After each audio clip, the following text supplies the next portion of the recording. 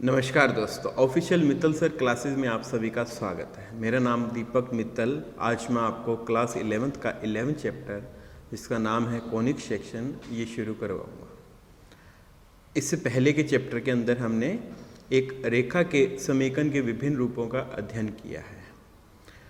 इस अध्याय में हम कुछ अन्य वक्रों का अध्ययन करेंगे, जैसे वृत्त, परवलय, दीर्घवृत्त और अतिपरवलय।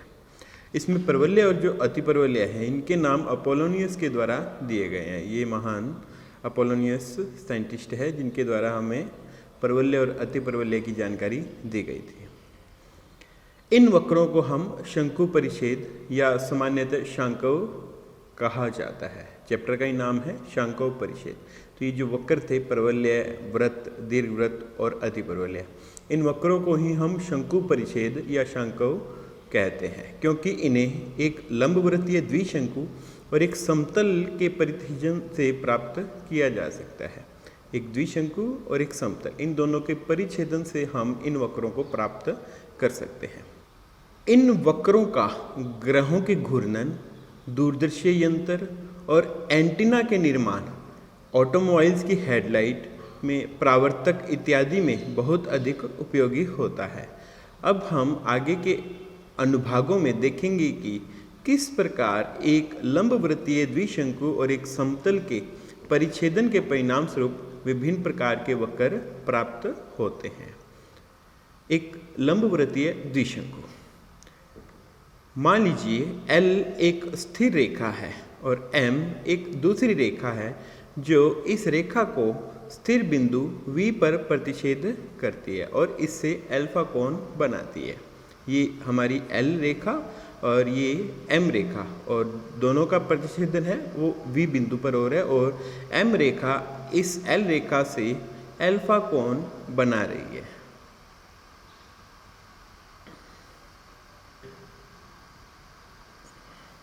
मान लीजिए हम रेखा M को रेखा L के पारित इस प्रकार घुमाते हैं कि M की सभी स्थितियों में कोण अल्फा अचर रहे, तब उत्पन्न पृष्ठ एक लंबवृत्तीय खोखले द्विशंकु है, जिन्हें अब से हम शंकु कहेंगे, जो दोनों दिशाओं में अनिश्चित दूरी तक बढ़ रहे हैं।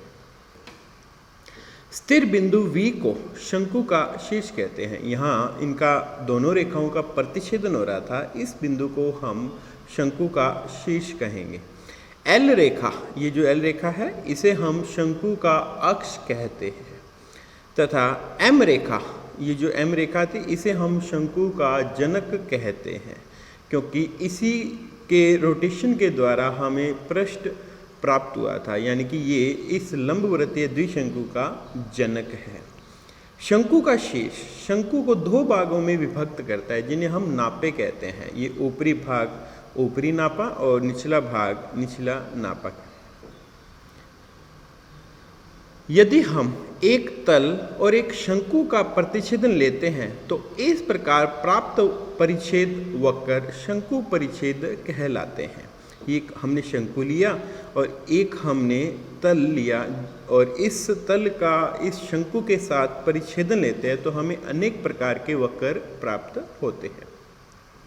शंकु के ऊर्ध्वाधर अक्ष और परिच्छेदित तल के बीच बने कोण और परिच्छेदित तल की स्थितियों के अनुसार विभिन्न प्रकार के शंकु परिच्छेद प्राप्त होते हैं। मान लीजिए परिच्छेदित तल और शंकु के ऊर्ध्वाधर अक्ष के साथ बीटा कोण बनाता है। ये शंकु का ऊर्ध्वाधर अक्ष और ये परिच्छेदित तल, इन दोनों के मध्य यहाँ जो कोण बनेगा, इस कोण के आधार पर हमें विभिन्न प्रकार के वक्र प्राप्त होंगे। मान लिया ये कोण हमारे पास में बीटा है। आइए द्विशंकु और समतल के परिच्छेदन को समझते हैं। यहाँ हमारे पास में ये है एक समतल है और ये एक द्विशंकु है जिसे हम शंकु कहेंगे। और यहाँ हमारे पास में तीन वेरिएबल है I, G और H।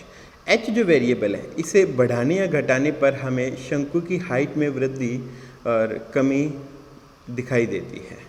ठीक है, हम इस शंकु की हाइट को नियत कर लेते हैं। सपोज शंकु की हाइट है वो इतनी है हमारे पास में, और यहाँ जो I और G वेरिएबल है इनसे क्या तात्पर्य है, आई वेरिएबल को अगर मैं चेंज करता हूँ, बढ़ाता हूँ, तो इस समतल और शंकु के परिच्छेदन में समतल की स्थिति चेंज होती है।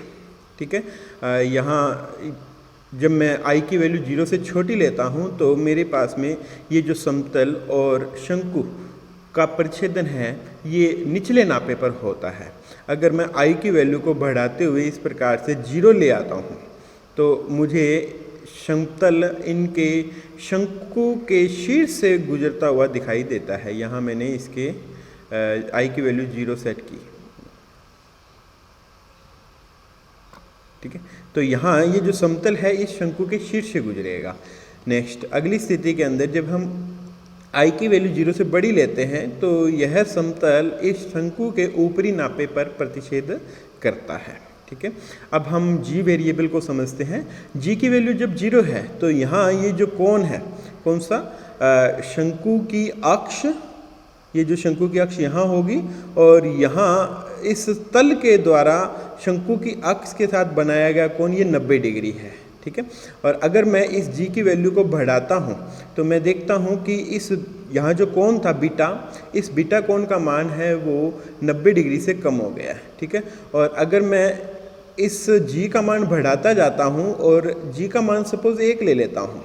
ठीक है, इस स्थिति के अंदर ये जो बीटा कोण और अल्फा कोण, ठीक है, अल्फा कोण है शंकु के अर्धशीर्ष कोण है और बीटा कोण है समतल और शंकु की अक्ष के मध्य का कोण है। ये दोनों बराबर हो जाते हैं। और अगर मैं जी का मान और ज़्यादा बढ़ाता हूँ तो बीटा का मान है वो अल्फा से छोटा हो जाता है। ठीक है, तो हम इनके परिच्छेदन को देखने के लिए मैं इसे सबसे पहले 0 पे सेट कर लेता हूँ। अब यहाँ देखिएगा मैंने इसे जी की वैल्यू को 0 सेट कर ली। इस स्थिति के अंदर यहाँ हमें जो कोण प्राप्त होता है शंकु की अक्ष और समतल के मध्य कोण है वो 90 डिग्री है। ठीक है, हम इसे समझते हैं इस परिच्छेद को। हम इस परिच्छेद को समझने के लिए हम इसके ऊपर से देखते हैं। ठीक है, तो हमें एक वृत्त की आकृति प्राप्त होती है, अर्थात जब बीटा का मान 90 है तो समतल और शंकु का परिच्छेदन प्रत्येक स्थिति में, चाहे इसको हम आई की वैल्यू को घटाकर नीचे की ओर लेके जाएं तो हमें प्रत्येक स्थिति के अंदर एक वृत्त प्राप्त होता है। और जब आई का मान 0 है अर्थात इसका परिच्छेदन शंकु के शीर्ष से गुजरता है। ठीक है, तो आई का मान हम 0 करते हैं तो हम देखते हैं कि इनका परिच्छेदन होता तो एक वृत्त है लेकिन उसकी त्रिज्या 0, अर्थात वो जो हमें वृत्त है वो एक बिंदुवत वृत्त प्राप्त होता है। ठीक है, यह वृत्त की अपभ्रष्ट स्थिति कहलाती है। इसके अलावा जब परिच्छेदन ऊपरी नापे पर हो अथवा निचले नापे पर हो हमें हमेशा एक वृत्त ही प्राप्त होता है। अब हम जी की वैल्यू को चेंज करते हैं और जी की वैल्यू को मैं 1 से छोटा रखता हूँ। 1 से छोटा इसलिए क्योंकि 1 पर तो ये जो बीटा कोण और अल्फा कोण है दोनों बराबर हो जाएंगे। ठीक है, तो मैं 1 से छोटा रखता हूँ, अर्थात इस स्थिति में हमारे पास बीटा कोण है वो अल्फा से बड़ा है और 90 से छोटा है। इस स्थिति में हम इन दोनों का परिच्छेदन पाते हैं कि ये हमारे पास एक आकृति प्राप्त हुई है और ये आकृति एक दीर्घवृत्त की आकृति है। ठीक है, इस दीर्घवृत्त की आकृति, इसे पुनः देखिएगा, ये एक दीर्घवृत्त की आकृति है। ठीक है, अब यहाँ देखिएगा अगर मैं आई की वैल्यू को कम या ज़्यादा करता हूँ तो भी यह एक दीर्घवृत्त की आकृति ही रहती है। ठीक है, और चाहे ये ऊपरी नापे पे काटे या फिर निचले नापे पर काटे, यानी कि दोनों में से किसी एक नापे पर काटती है। ओके, और अगर मैं इस जी की वैल्यू को इंक्रीज करते हुए 1 कर देता हूँ, ठीक है, अर्थात इस स्थिति के अंदर यहाँ जो बीटा कोण और ये अल्फा कोण है दोनों बराबर हो जाते हैं। इस स्थिति में हमें जो आकृति प्राप्त होती है वो एक परवलय की आकृति है। इस आकृति को आप देखिएगा, ये हमें एक परवलय की आकृति प्राप्त हुई है। ठीक है, और अगर मैं आई की वैल्यू में इंक्रीज करता हूँ तो ऊपरी नापे पर काटता है और इस स्थिति में हमेशा ही जो आकृति है वो परवलय रहती है। लेकिन जब मैं आई की वैल्यू 0 कर देता हूँ, ठीक है, अर्थात जब इसका परिच्छेदन इसके शीर्ष से होकर गुजरता है, ठीक है, आई की वैल्यू मैंने 0 की यहाँ, तो हम देखते हैं कि इनका परिच्छेदन एक सरल रेखा प्राप्त होगी। यह परवलय की अपभ्रष्ट स्थिति है। ठीक है। और इसके पश्चात अगर मैं आई की वैल्यू को कम करता हूँ तो निचले नापे को काटता है और हमें एक परवलय ही प्राप्त होता है जिसकी डायरेक्शन है वो राइट साइड की ओर है। अब हम इसे पुनः सेट कर लेते हैं और जी की वैल्यू में इंक्रीज़ करते हैं। ठीक है, हमने जी की वैल्यू 1 से बढ़ानी है। 1 से बढ़ाने से तात्पर्य होगा कि जो बीटा कोण था, ठीक है, जो बीटा कोण था हमारा, ये अल्फा से छोटा हो गया। ठीक है, हमने इस जी की वैल्यू को इंक्रीज़ कर दिया। इस स्थिति में हमें जो आकृति प्राप्त होती है वो एक अति परवलय की आकृति है।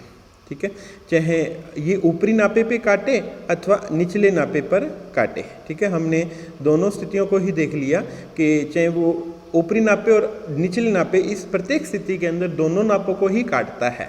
ठीक है, अर्थात जब बीटा का मान अल्फा से छोटा है तब यह दोनों नापों को काटेगा और हमें जो आकृति प्राप्त होती है उसे हम अति परवलय कहते हैं। एक स्थिति और, जब यह शंकु के शीर्ष से होकर गुजरता है।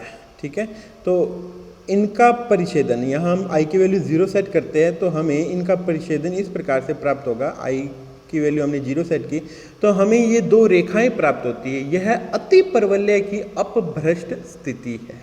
ठीक है, तो एक बार पुनः हम इन चीज़ों को देख लेते हैं। आई की वैल्यू को हम सपोज यहाँ सेट करते हैं, हम जी की वैल्यू में निरंतर परिवर्तन करेंगे तो आप देखिएगा जी की वैल्यू कम हो रही है और हमें कम होते होते इस प्रकार से अगर अपोजिट डायरेक्शन में भी हम बढ़ाते हैं तो अति परवलय पहले सबसे पहले जो जी की वैल्यू है वो नेगेटिव है काफ़ी, अर्थात इस स्थिति के अंदर बीटा जो कोण है वो अल्फा से छोटा है।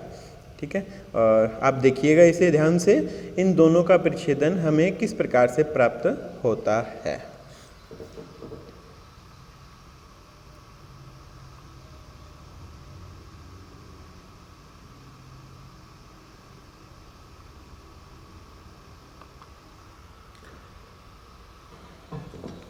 तो दोस्तों आपने देखा, जब हम एक शंकु और एक समतल का परिच्छेद लेते हैं तो हमें विभिन्न प्रकार के वक्र प्राप्त होते हैं। आइए द्विशंकु और समतल के परिच्छेदन को समझते हैं। जब तल शंकु के नापे अर्थात शीर्ष के अतिरिक्त काटता है तो हमें सबसे पहले, जब बीटा की वैल्यू 90 होती है तो हमें एक परिच्छेद, एक वृत्त प्राप्त होता है। सेकेंड स्थिति, जब बीटा की वैल्यू 90 से छोटी है और अल्फा से बड़ी है तो हमें परिच्छेद एक दीर्घवृत्त प्राप्त होता है। इसके पश्चात जब बीटा की वैल्यू अल्फा के बराबर हो जाती है तो परिच्छेद हमें एक परवलय के रूप में प्राप्त होता है। इसके पश्चात जब बीटा की वैल्यू अल्फा से छोटी हो जाती है और 0 या 0 से बड़ी रहती है, इस स्थिति के अंदर हमें परिच्छेद अति परवलय प्राप्त होता है। अपभ्रष्ट शंकु परिच्छेद, हमने देखा जब समतल शंकु के शीर्ष से गुजरता है तब हमें अनेक प्रकार के वक्र प्राप्त हुए थे। ये वक्र हमें एक तो बिंदु प्राप्त हुआ था। इस स्थिति के अंदर चाहे बीटा की वैल्यू अल्फा से बड़ी और 90 से छोटी हो, ठीक है, यह वह स्थिति है जब बीटा की वैल्यू अल्फा से बड़ी और 90 से छोटी है।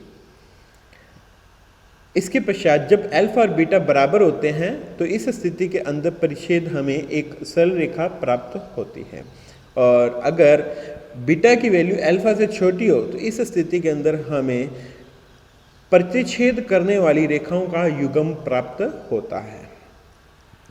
इस प्रकार द्विशंकु और समतल के प्रतिच्छेदन से हमें अनेक वक्र प्राप्त होते हैं जो कि वृत्त, परवलय, दीर्घवृत्त, अति परवलय, बिंदु, सरल रेखा और सरल रेखा युग्म इत्यादि हैं। इस अध्याय में हम मुख्य 4 वक्रों का अध्ययन करेंगे। वृत्त, जिसका डायग्राम कुछ इस प्रकार का है। दूसरा परवलय, जो कि हमें इस प्रकार से प्राप्त होता है। तीसरा हम दीर्घवृत्त को समझेंगे जिसका डायग्राम हमें इस प्रकार का प्राप्त हुआ। और चौथा अति परवलय, जिसका डायग्राम हमें कुछ इस प्रकार का प्राप्त हुआ। अब हम इन एक एक वक्र को विस्तार से समझते हैं। आइए शुरू करते हैं। सबसे पहले वृत्त। वृत्त क्या है? वृत्त तल में उन बिंदुओं का समुच्चय है जो तल में एक स्थिर बिंदु से समान दूरी पर होता है।